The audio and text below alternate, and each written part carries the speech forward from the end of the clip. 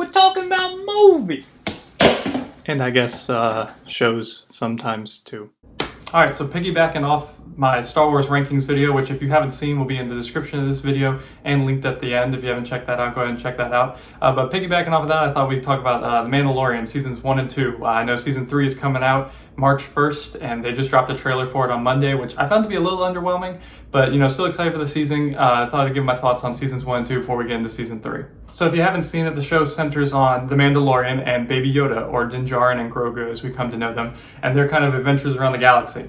And obviously, you gotta start by talking about the standout of the show is Baby Yoda, which is just a genius creation that they thought of. And because you can't even go to the store and buy tangerines without seeing Baby Yoda's face on them, which I think is a little silly that the marketing has gotten that out of control. I get that they have a product on their hands and they know how to use it, but I don't need a picture of Baby Yoda on my laundry detergent for me to buy it. And I just think that's gotten a little bit out of hand with every single product you go to buy. It's like Baby Yoda laundry detergent, Baby Yoda socks.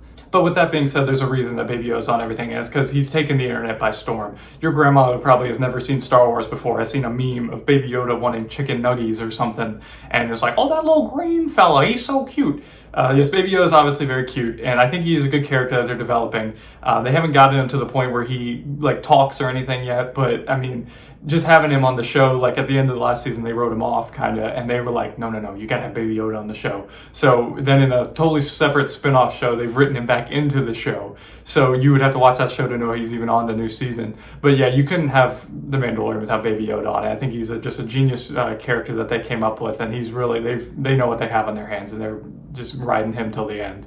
So the series was created by Jon Favreau and Dave Filoni, and I cannot give them enough credit for this show, as I think it is the closest thing we've gotten to George Lucas Star Wars since 2005.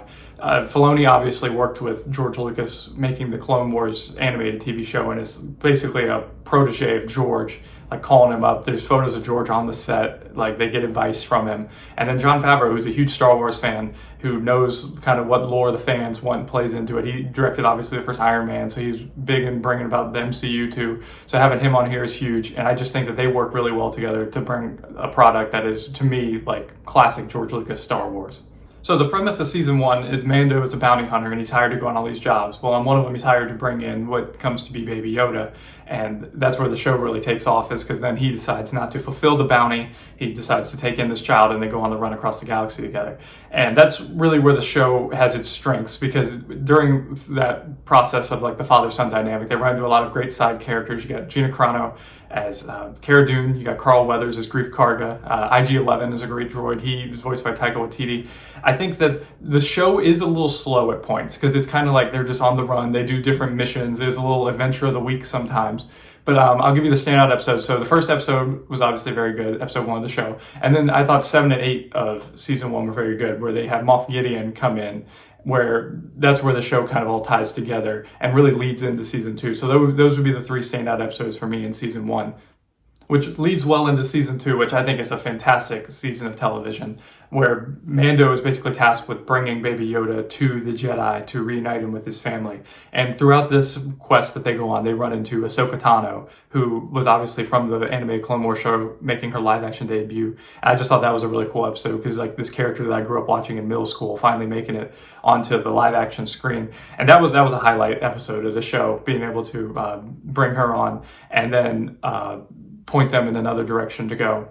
Another highlight episode of season 2 I thought was the very first one, where they run into Cobb Vanth, who was a deputy of this town, who actually is wearing the Boba Fett armor when they meet him. And in exchange for the Boba Fett armor, he helps them take down a crate dragon, which is this big worm in the sand. And it was just a fun Western episode where they fight this giant worm, and it was pretty cool. But then that leads also into bringing back Boba Fett, who had not been in the series since Episode 6, Return of the Jedi. And I thought they did an awesome job bringing him back, with Tamora Morrison reprising the role. And he was awesome in the show. He was cool, the suit was cool. And they let him be the Boba Fett that we all know and love. I thought that in the Boba Fett spin-off show, it was really weird what they did with him. They didn't let him kind of be ruthless. They had him be a totally different character than what he just was in The Mandalorian. So I don't know if it was a thing where they didn't want him to be the bad guy, but they just had him be kind of more gray area in Mandalorian. So hopefully in the season 3, if Boba Fett's in it, that he'll come back to being more of the Boba Fett we knew in the original trilogy, as opposed to his show.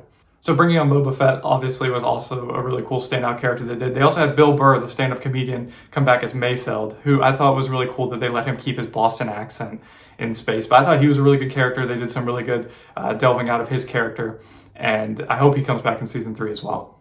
All of this, though, led up to one of the greatest season finales of television I've ever seen in my life. I thought throughout the whole thing, wouldn't it be cool if they brought him to Luke? But then in my head, I'm like, they're not going to do that. They're not going to put Luke Skywalker on television. They just had him in the movies. And then at the end, they bring him in. They obviously did a lot of de-aging, CGI, but seeing Luke come back with the green lightsaber and just wrecking shop was awesome. It was what everybody wanted to see in The Last Jedi and we didn't get. So for them to be able to bring it onto The Mandalorian and have it fit in the timeline and make sense was just an awesome way to end season 2, and I don't think they could have thought of a better ending for the show. So then in the Boba Fett spinoff, obviously, Grogu was with Luke, but then decides to go back with the Mandalorian, so he's back. They got the cool Naboo starfighter ship now, and they're just, I guess, off for more adventures in season 3. I'm really excited. I think it's going to be really good. I don't know why they took the show off the air for 2 whole years, because they did the Boba Fett show and they did the Obi-Wan show, but this was like their main staple show that came out when Disney Plus launched in 2019. This was the very first thing that was out, and people liked it. It wasn't like it was like a meh thing. Like, people really liked this show, so for them to take it off the air for 2 years, I thought was a little silly. But glad to have it back now, and I hope season 3 lives up to the hype, and I hope it's good. It seems to have a lot to do with Din Djarin leading the people of Mandalore, retaking Mandalore, so I'm excited to see where that goes. Also, can't forget to mention the theme song. The theme song is awesome. It's like, at first you think nothing much of it, but then like it's just like the little whistle and the tune. It's really good. It's a banger on repeat. But enough of what I thought. What did you think? Let me know in the comment section below what you thought of seasons 1 and 2 of The Mandalorian. Let me know what you're thinking of what's going to happen in season 3, what you're looking forward to. Guys, we are so close to 50 subscribers. I can't thank you enough for getting me here. Let's see if we can get to 50 at the end of this video. And I just want to thank you guys for watching. Remember to like and subscribe. I hope you guys have a great week.